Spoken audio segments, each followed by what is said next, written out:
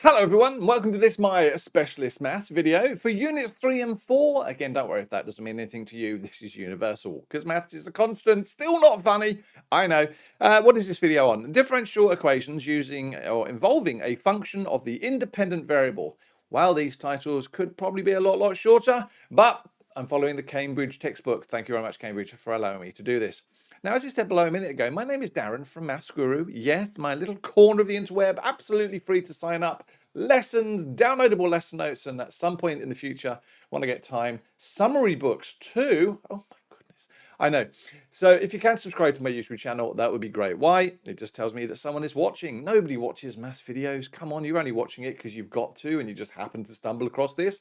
It's not like YouTube are promoting this stuff. Right, what are our learning objectives? We are going to know how to solve differential equations of the form dy by dx equals f of x. Understand a general solution will relate to a family of curves, which, to be honest with you, if you've done methods, you already know. Know that a particular solution will find the solutions as one curve, and know how to solve differential equations of that form.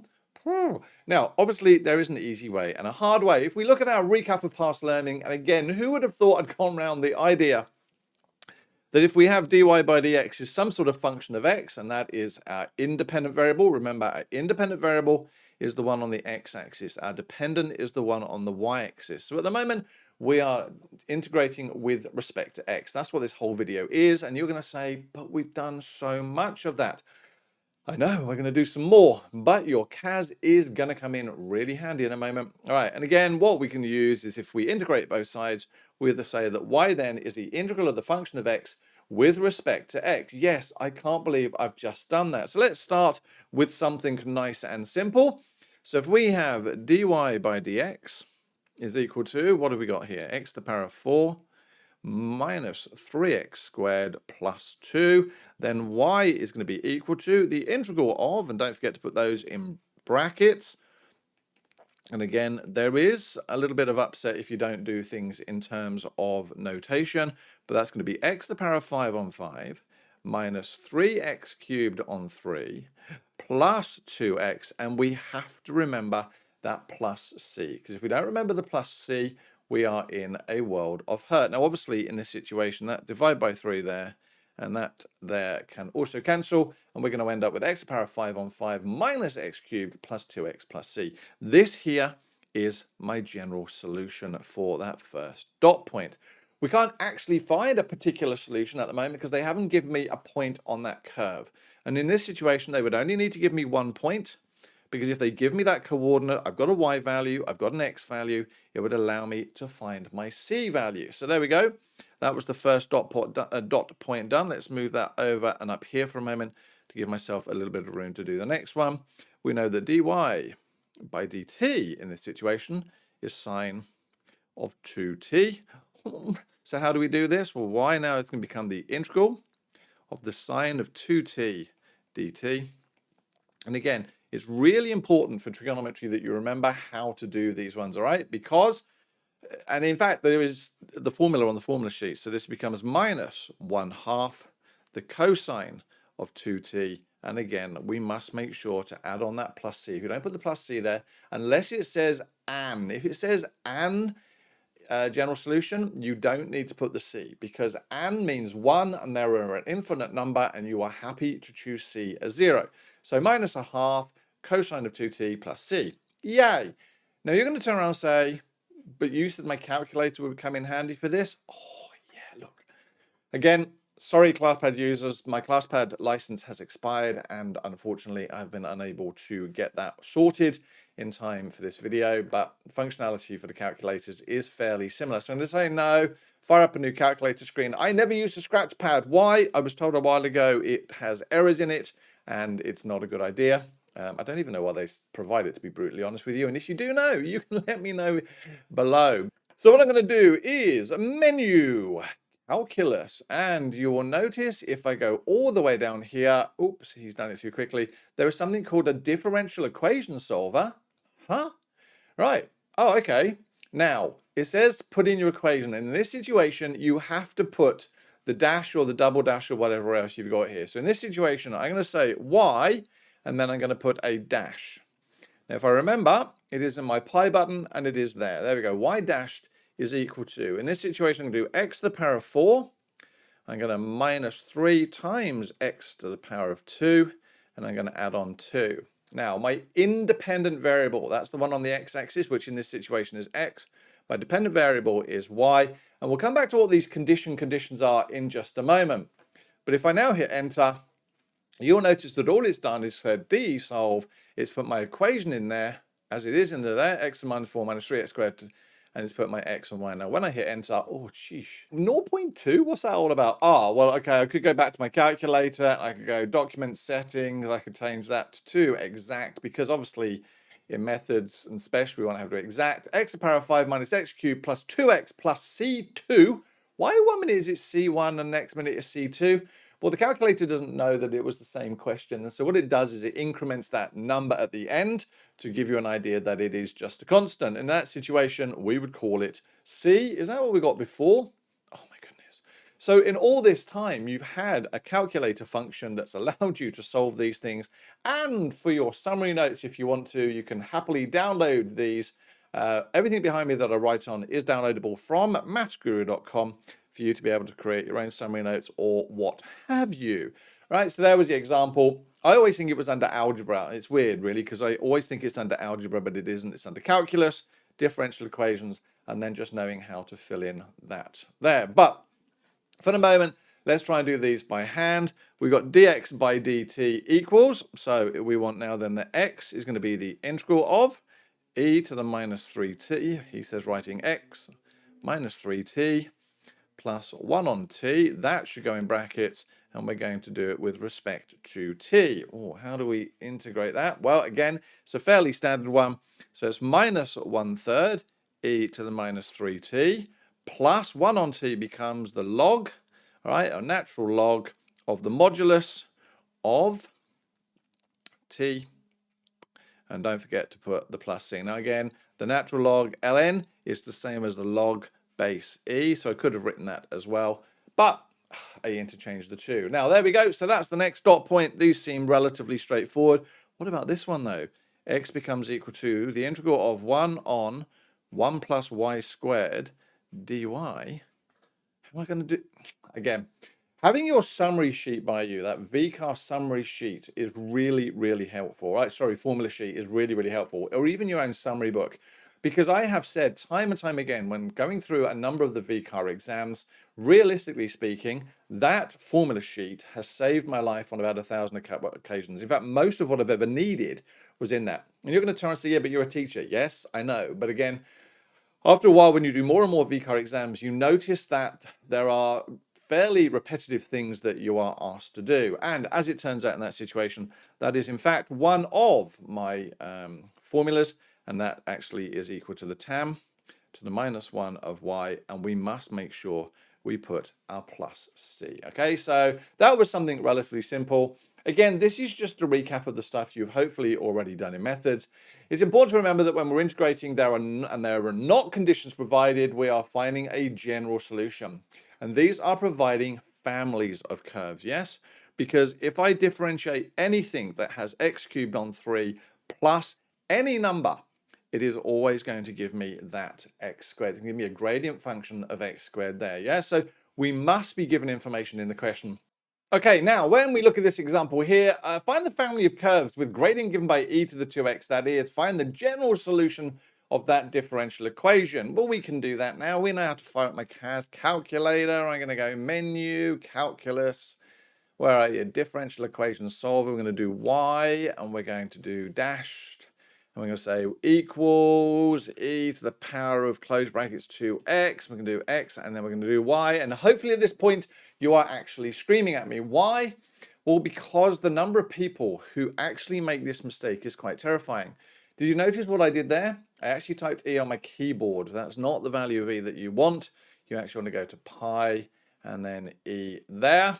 Hit enter and hit enter. And lo and behold, out comes y equals e to the power of 2x, or a half. So we know now that y is equal to a half e to the power of 2x plus some sort of constant. Yay! Find the equation of the curve that has gradient e to the 2x and now passes through 3, 0, 0, 3. Right, again, now, menu. calculus, differential equation solver, y dash, typing it all in again. Let's not x, I don't know what I just did that for, is equal to e to the power of, in brackets, 2x, x, and then y. And now this is where your conditions come in, right? This is where you got to say, well, y of 0 is equal to 3, all right? So when x equals 0, y is equal to 3. And they actually give you an example down here at the bottom to tell you exactly how to enter it in. And I'm going to enter. Now, what you'll notice is the only difference between this line here and that line there is the word and y equals. Sadly, if you want to try and type this in, because a lot of people say, well, is there a shortcut for the word and? Nope, it is. You have to literally type A and D. So you could type this in if you wanted to by hand, but you have to type the words A and D using the keyboard. Hit enter, and lo and behold, out comes my answer. Therefore, as it says here, e to the 2x on 2 plus 5 on 2. He says, having circled it, but covered it with that calculator. All right, so the calculator really does make things a lot easier. Solve equations which require you to use 2 integrations. Right, well, let's go back first and have a look at this by hand. So if I've got d squared y on dx squared is equal to 10x cubed minus 3x plus 4, well, the first thing I need to do is integrate it once. Now, when I integrate it once, I'm just going to get dy by dx. So it's going to give me 10x to the power of 4 on 4 minus 3x squared on 2 plus 4x, and I have to put the plus c. Yay! Then I've got to integrate it again. All right, so we get y is equal 10 to the power of x, or 10x to the power of 5 divided by, we've now got to divide that by 5, which will now make that 20, minus 3x squared on 2 times 3, 2 times 3 is 6. So let's make that a 3 as it's supposed to, plus 4x squared on 2. What do I do now? Well, that constant is there. And when you integrate a constant, you put an x, and then I put another constant, yeah? So I can just put c. No, you can't put just c there. Why? Because you now need to have a different constant, and it gets really confusing if you have those there, because they are more than likely going to be different. So in this situation, I simply add plus d. So let's do some cancellation there. That's going to give me 2. So I'm going to get x to the power of 5 on 2 minus x cubed on 2 plus 2x squared plus cx plus d as my answer. All right, happy with that? Could my calculator do it? Absolutely. How? Well, the screenshot's shown here, but you're going to turn around and say, yeah, but this is a double differential. How do I enter a double differential into my calculator? Watch and learn. Watch and learn. So we're going to go menu, calculus, differential equation solver. Why? I need double dash. Well, guess what? You do this twice. Y dashed equals and exactly the same here. 10x to the power of 3 minus 3x plus 4. X and y are me. Independent. And there we go. What do we get? C7x. That's cx plus d plus, oh, hold on a moment. That seems to all it put into one. How would I be able to do that and write it longer? Menu, algebra, expand. Now what I'm going to do here is just copy that in, Control C and Control V. I don't really want to put the y equals, hit enter, and there we go. We get x to the power of 5 on 2 minus x cubed on 2 plus 2x squared plus c7x plus c8. Ka-ching, thank you very much. What about cos to the power of cos of 3x? Well, I've taken up a lot of room here, so how am I going to do this now? Move that over just a bit and let's see what we come up here. So we've got d squared y by dx squared is equal to the cosine of 3x. So dy by dx is become equal to, or sine goes to cos, cos goes to minus sine. So minus 1/3 of sine of 3x plus my value of c. Let's not forget that. So 1/3. Sine goes to, oh, sorry, cos goes, there we go. So sine, don't forget that one. And then what do we got? We're going to end up with y is equal to, then in that situation, is minus 1 on 9. The cosine of 3x plus cx plus d. All right, so again, these are fairly basic. Can they be in a non-calculator paper? Absolutely, why not? Again, doing this by hand, what do we get? So we've got d squared y on dx squared is equal to e to the minus x. So dy by dx is going to give me minus e to the minus x, and y is going to give me e to the minus x. Don't forget the plus c, plus cx, plus my value of d. All right, relatively trivial there. What about the next one?